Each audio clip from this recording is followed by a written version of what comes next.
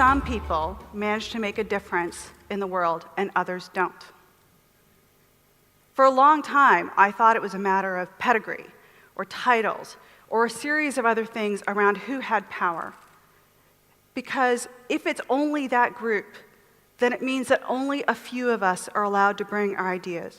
And that means that all the talent, all the creativity, all the solutions that we actually do need aren't going to be available to us. I remember one time when I essentially faced this question in the most personal way. Someone turned to me and put their hand out to shake mine and asked me, "And who are you?" And which is a really surprisingly innocuous question. I bet you're going to ask each other that later tonight at the party. But at that particular moment, my mind completely froze. Because as I was standing in this circle of people, this muckety-muck VC answered, and then a really prominent CEO, and then a hotshot entrepreneur, and when it came around to my turn, as my brain was scrolling through sort of possible answers, I ended up coming up with, "I'm nobody. I'm nobody." Had I really just said that? Yes, I had. And what was going on in my mind is at that moment, I had just finished shutting down my professional firm. And I was in this quandary about who I was, what it meant for my future, and even my value in the world. And so while my friends jumped in and answered the question and shared some of my CV and bought me that minute, I knew that I had just faced the question again in a way, and I didn't like my answer. It was this tension of my life. Because up to that moment, what I'd been doing for 11 years of consulting is helping companies do innovation. I had been the one standing there showing them that fresh, new, disruptive ideas come from anywhere inside their organization. That ideas can and do and should come from anywhere, everywhere.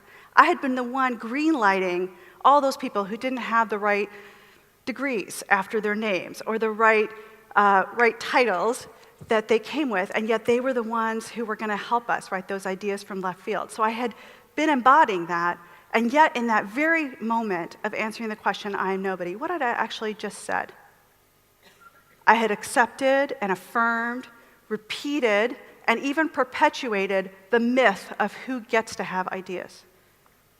And so there I was, basically red-lighting myself in that moment and wondering, what is it to do? This paradox was one that I kind of sat with for a little while, and I actually was sort of trying to figure out how to sort of shove it deeper inside myself and kind of go, maybe one day I can ignore this moment that just happened, pretend it never did. And yet, what I was facing next was really, I was watching this next generation of innovation happen in the marketplace, and that's where I was really focusing my attention. And because it so directly ties to this story of I am nobody, and how do we actually get talent unlocked, I'm going to share why I wandered down this other path. So studying next generation innovation, and this was around 2011, 2012, and noticing that what was driving innovation was coming from a really different place. We were no longer looking at talent in the way that we used to. So talent, just historical point of view, talent used to be embodiment in the physical core. So if we had a cotton gin and we needed people, we needed talent, what we needed was a body that worked. If your hand chopped off, no big deal, we'll find another body. And then we went to an evolution of that, which was about efficiency of the body. So how fast could you build the car? That's what drove talent. And then we went to a phase where we looked at how would we actually capitalize more ideas. So now we're starting to see this disbursement go to a much broader place and have ideas come from places, but it was still really limited by who would get capital. And then this thing I was watching in the field of innovation was how much platforms and network economy stuff was letting ideas come from anywhere. That basically without very much capital, without a capital infrastructure, you could actually figure out how to bring ideas to market. And the thing that caught my eye was the mobile industry, because I had been in mobile for a super long time when companies used to choose what products went on deck. So they would pick 1, 2, 3, maybe 5 apps that would go on deck. This is dating me, I know, and dating some of us who remember these experiences. But it used to cost $1 or $2 million to do development, plus a sales force to get on deck.